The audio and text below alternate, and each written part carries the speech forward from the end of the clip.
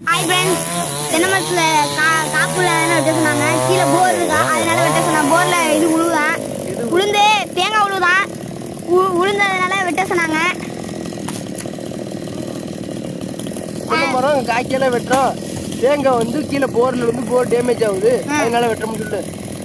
Hi friends, தென்னை மரத்தில் காப்பு நடிச்சிருக்காங்க. கீழே போர் இருக்கான், போரில் உழுவுறதுனால டேமேஜ் ஆகுதான் போர், அதனால வெட்ட சொன்னாங்க.